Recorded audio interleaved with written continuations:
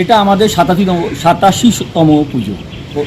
এই বছর আমাদের খুঁটি পুজো এবং তার সঙ্গে আমরা বিভিন্ন সোশ্যাল ওয়ার্ক, সামাজিক কাজ করি। তাই জন্য এই বছর আমরা খুঁটি পুজোর সঙ্গে সঙ্গে 3খানা ক্যাম্পের ব্যবস্থা করেছি। একটি হচ্ছে কি ব্লাড ডোনেশন ক্যাম্প, তার সঙ্গে রেখেছি একটি চক্ষু পরীক্ষা ক্যাম্প এবং একটি হেলথ ক্যাম্প, স্বাস্থ্য পরীক্ষা ক্যাম্প।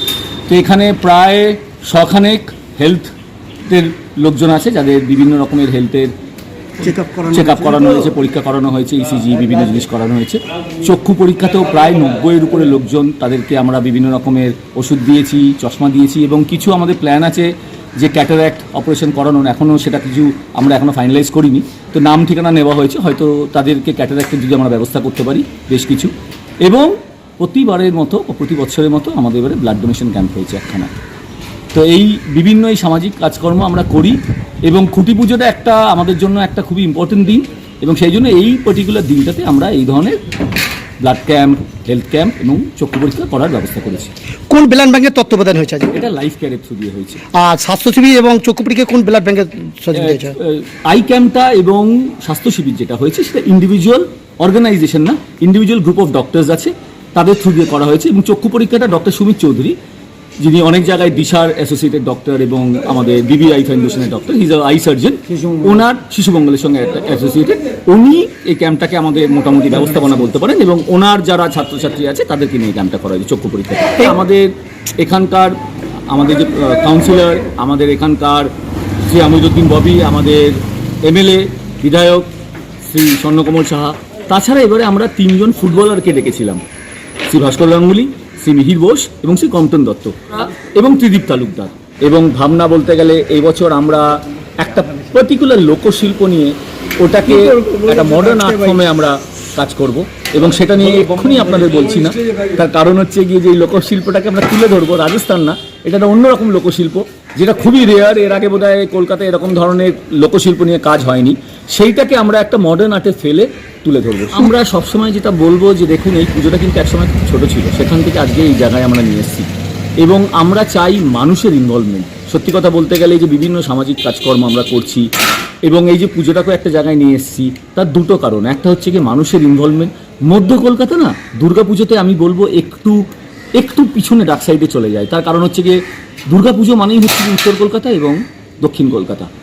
তো আমরা চাইছি যে মধ্য কলকাতায় তো যেন লোকের ভিড় হয়, লোক যেন বোঝে যে এখানের লোকজনও কিন্তু সংস্কৃতি নিয়ে, পুজো নিয়ে, শিল্পকলা নিয়ে ভাবনা চিন্তা করে। তো আমরা চাই যে লোকেরা মধ্য কলকাতাতেও আসুক এবং বিভিন্ন সামাজিক কাজকর্ম এই জন্য করছি যাতে লোকেদের ইনভলভমেন্ট বাড়ে। খালি পুজোর সময় 1 মাস আমরা বেরোলাম সেটা যেন না হয়, প্রত্যেকটা বছর 12টা মাস না পারলেও অ্যাটলিস্ট 6-7 মাস বিভিন্ন রকমের কাজ পরিকল্পনা নিয়ে যেন লোকজন এগিয়ে আসে এবং পুজোর সময় বিশেষ করে লোকজন যেন মধ্য কলকাতায় আসে, লোকজন যেন বোঝে যে এখানেও কিন্তু ভালো পুজো হয়, এখানেও কিন্তু বোঝার কিছু আছে, এখানেও কিন্তু জানার কিছু আছে, এখানেও কিন্তু দেখার কিছু আছে। টেকনোলজি খুব ইম্পর্টেন্ট লাইফে, মোবাইল টেকনোলজি, ল্যাপটপ বা যে কোনো মানে ডিজিটাল মিডিয়া খুব ইম্পর্টেন্ট। আমি নিজেও কিন্তু ডিজিটাল মিডিয়ার বেশ কিছু জিনিস নিয়ে কাজ করি, কিন্তু আমার যেটা ধারণা মানুষের ইমোশন, মানুষ সেটা কিন্তু কোনোদিনই হারিয়ে যাবে না। আমরা যতই মোবাইলে চলে যাই, যতই আমরা বিভিন্ন রকম ডিজিটাল মিডিয়ার উপরে কাজ করি, কিন্তু at the end of the day কিন্তু আমাদের আবার মানুষের সংস্পর্শ, মানুষের রিলেশনশিপ, মানুষের ভালোবাসা, মানুষের ব্যথার জায়গা, এগুলো কিন্তু খুব ইম্পর্টেন্ট। এবং আগামী বছর বা আগামী 20-30 বছর আমার মনে হয় এগুলো কিন্তু আরও বিশেষভাবে ফুটে আসবে। এবারে বর্তমানে এই বছর 3জন ফুটবলারকে এনেছি কেন? তার কারণ হচ্ছে কি যে খেলা। কটা বাচ্চা বেরিয়ে খেলে বলুন তো? কটা বাচ্চা বেরিয়ে ফুটবলারকে চেনে বলুন তো? প্রচুর বাচ্চা জিজ্ঞেস করছে মিহির বোস কে, ভাস্কর গাঙ্গুলি কে। এটা কিন্তু একটা ব্যথার জায়গা। মানুষ কিন্তু বেরিয়ে এসে বুঝতে হবে যে ফুটবল, ক্রিকেট বা যে কোনো খেলাই হোক, রাস্তায় বেরোতে হবে, মাঠে বেরোতে হবে, খেলতে হবে। এটা খুব ইম্পর্টেন্ট।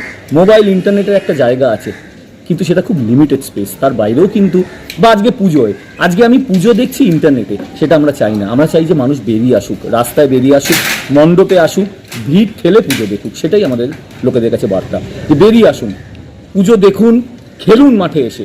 ইন্টারনেট মিডিয়া সেটা একটা জায়গায় ঠিক আছে, কিন্তু তারপরে কিন্তু সেটা কিন্তু মানুষ না, বা সেটা কিন্তু লাইফ না। অন বিহাফ অফ চোদ্দরপল্লী এটাই লোকেদের বলবো যে একটু ইনভলভড হন, একটু বেরিয়ে এসে আমাদের সঙ্গে মাতুন, উৎসবে মাতুন।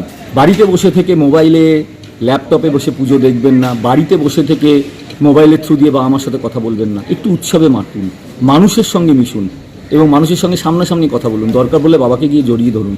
ফোনে কথা বলার থেকে সেটা খুব ইম্পর্টেন্ট আমাদের মনে হয়। তো আমাদের কাছে সেটাই বার্তা যে রাস্তায় বেরোন, ক্লাবে বেরোন, বিকালে বসে অফিসের পরে এসে একটু সবার সাথে আড্ডা মারুন, একটু পুজো নিয়ে কথা বলুন, একটু খেলা নিয়ে কথা বলুন, বাড়িতে না বসে থেকে।